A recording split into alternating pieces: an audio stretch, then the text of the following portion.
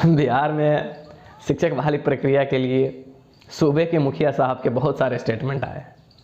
पहला तो स्टेटमेंट यही है कि बजट के जो 21% हिस्से होते थे, मतलब थे इस बजट में, ये ऊपर नीचा तो होते रहता है अलग अलग बजट में, उसके 4% उनमें इंक्रीज किया जा रहा है और ये सरकार 25% शिक्षा पे खर्च करने वाली है।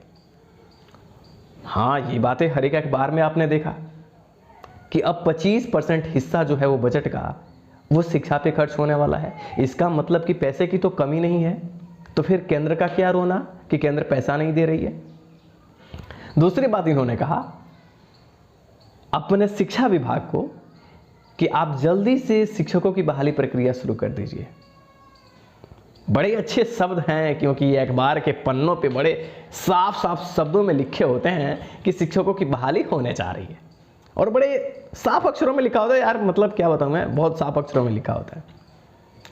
और आप गौर कीजिएगा कि कैसे लोगों को लुभाए जा रहे हैं, है ना। बहुत जल्द ये बहाली प्रक्रिया होने वाली है।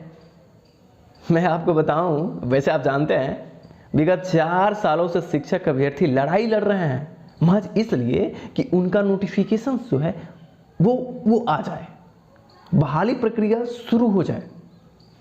अब आप देख लो ना, STET का एग्जाम 2019 नोटिफिकेशंस के तहत हुआ और उसको 4 साल हो गए और शिक्षक अभ्यर्थी भी परेशान है। और माननीय मुख्यमंत्री जी भाषणगिरी कर रहे हैं कि जल्दी बहाली शुरू कर दी जाए। 4 साल में दिल नहीं भरा है क्या? मतलब दिल भरा है कि नहीं? यही हद नहीं है।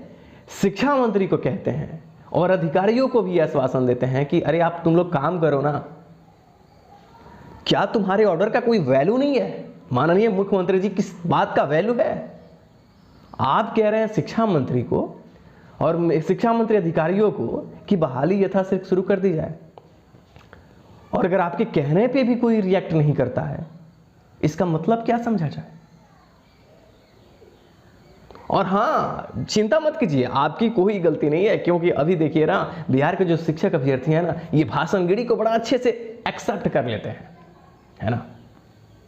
अब मुझे ले लीजिए, मेरे पास तो मतलब 5-6 तो कॉल आ ही जाते हैं मेरे पास। अब कॉल आते हैं तो मतलब आपके स्टेटमेंट में ना लगता है कि अरे आप ये तो मतलब किसी गॉड्स का स्टेटमेंट आ गया है ना। मगर माननीय मुख्यमंत्री जी, मैं जी इसलिए कह रहा हूं क्योंकि सूबे के मुखिया हैं आप, वरना ये भाषणगिरी है ना। पहली बात, बिहार में 2.5 लाख बच्चे परेशान हैं, उनकी आर्थिक स्थिति सही नहीं है, मेंटल टॉर्चर उनका हो रहा है पूरी तरीके से, मेंटलिटी तौर से वो पूरी तरीके से वीक है। और आप स्टेज पे भाषण देते हैं हंस के मुस्कुरा के कि अरे तुम्हारी बहाली करने जा रहे हैं, लगता है खैरात देने वाले हैं क्या। चलिए ठीक है। और शिक्षक अभ्यर्थी आप लोगों के भाषण को बड़े अच्छे से स्वीकार कर लेते हैं, लेकिन आपने जिस प्रकार से कहा है कि बहाली प्रक्रिया जो है वो अब शुरू कर दी जाएगी, महाशय कम से कम 2.5 लाख बच्चों का समस्या है। ये सिर्फ बच्चों का नहीं है, बच्चों से भी जो बच्चे हैं, वो शिक्षक के साथ जो छात्र हैं, उनकी भी परेशानी है कि यहां टीचर नहीं है अच्छे। तो बिहार को मद्देनजर रखिए ना, आप शिक्षकों को मद्देनजर मत रखिए, और अपने स्टेटमेंट को ना बदलिए। कम से कम अधिकारियों को अगर आपने ये कहा है, तो महाशय शिक्षा मंत्री को अगर आपने कहा है, तो कम से कम युवाओं के भविष्य का ख्याल रखिए, और कम से कम उन मंत्री को कहिए, क्योंकि मंत्री तो नाम मात्र के होते हैं, ये ड्रामेबाज के सिवा कुछ नहीं है। क्योंकि हकीकत है, माननीय शिक्षा मंत्री को कुछ भी नहीं पता। आप मानो या मत मानो, कुछ नहीं पता है शिक्षक बहाली प्रक्रिया के बारे में। लेकिन आप जो स्टेटमेंट दे रहे हैं, कम से कम उस स्टेटमेंट पे वर्क करवाइए।